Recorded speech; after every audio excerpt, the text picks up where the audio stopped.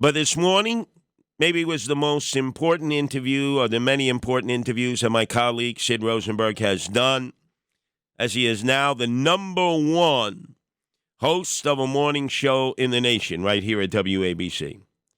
He had on a survivor of that pogrom, that attack on the rave in southern Israel. You've seen the scenes played numerous times by Hamas, the ruling government of Gaza and the largest terrorist group there, as they slaughtered the young adults and they took others hostage. She was able, against all odds, Natali Sanadashi, to survive.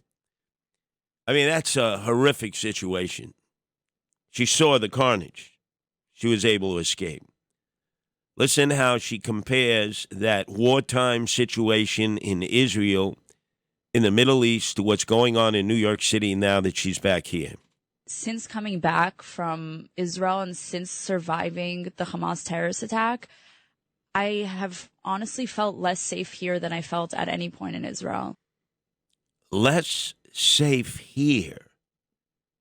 Am I right, Justin? Less safe here? And that includes when she was at that rave where Hamas launched that attack.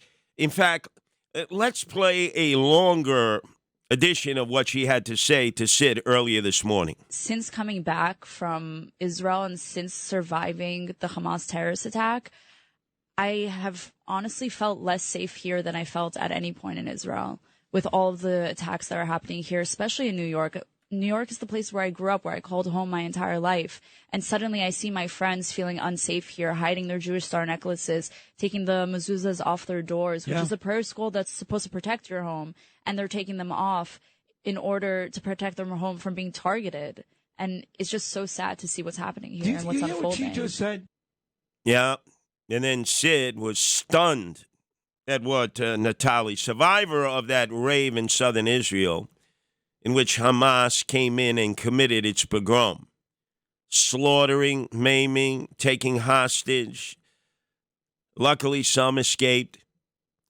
Now, Sid was in the studio with her this morning, and this is the interpretation that he came away from in listening to Natali, who lives here in New York, but was in Israel at that time of the attack. You know what she just said? She was at the music festival when nearly 300 people were murdered, assassinated.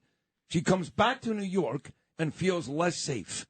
I mean, I wish I can get this tape to the mayor, Eric Adams, or the governor, Kathy Hochul, because people say that all the time, and they laugh it off. Oh, that's your perception.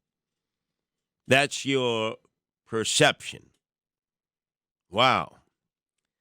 That's right on time, because how many times has Eric Adams, when he's had a press conference after a series of crimes, whether in the city streets or the city subways, have said it's really all about the perception. Look at the stats.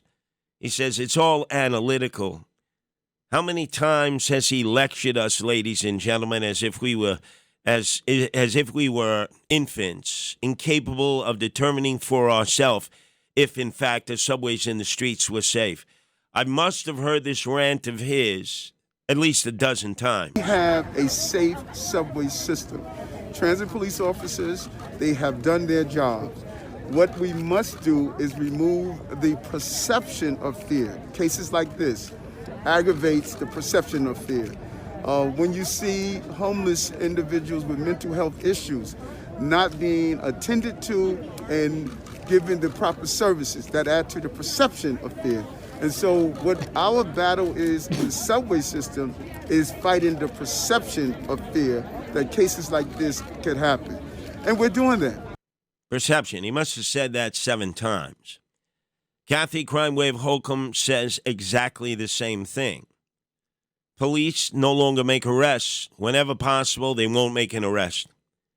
The idea is it looks good in the local precinct. It makes the deputy inspector look good when he's got to go to the local meetings, the Comstat meetings, when they have to explain the crime figures in their precinct.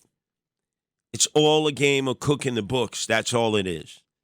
And now the money is being spent on toys, Eric Adams toys, the robots, which have to be protected by cops in the Times Square subway station. They can't go about on its own, or they're fearful it'll be graffitied or vandalized or, in fact, pushed into an oncoming train.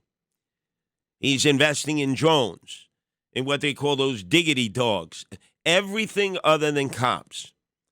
And then he dropped a bomb on all of us just about less than a week ago when he said, expect there to be, at some point in 2025, only 29,000 police officers who are able to serve because of the draconian cutbacks he has to make. Why? Because he's given all of our money to the illegal aliens. And now his battle cry is, okay, yell at D.C., yell at D.C. Well, that's something he should have been doing early on in the process. His poll numbers are falling dramatically. In March of 2022, 61% of respondents liked the job he was doing. Now 54% don't like the job that he is doing. And for all of you out there who continue to give him cover, especially Republicans, conservatives, and my fellow talk show hosts here at WABC, nobody believes that he didn't do anything wrong in regards to the FBI conducting 12 raids on people who are friends of Eric Adams. 12. You heard it first here on the Curtis Sliwa Rip and Read. 12. You thought there was only one of the person that he refers to as his chief fundraiser. That's a lie. Brianna in Crown Heights. On that day, there were a total of 12. That's why you listen to the Rip and Read. You learn about things long before you read about them or see them on TV.